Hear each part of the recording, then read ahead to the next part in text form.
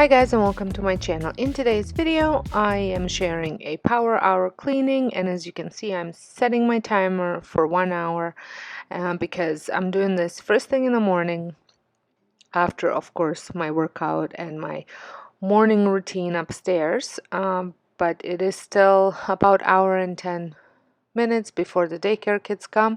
My kids were having breakfast, so I wanted to get this cleaned up. I finished my breakfast a little bit before they did, so I just gotta move on. I was slacking off last night. I was just kind of done and didn't feel like doing much. I did clean the kitchen, but I didn't put the dry dishes away or any of that, so I will be putting that away. I just like to have my house somewhat tidy before the parents start bringing the kids. If you are first time stopping by my channel, my name is Sonia, and besides YouTube, my full-time job is home daycare provider, and I've been doing this for 23 years now, so it's like second nature to me.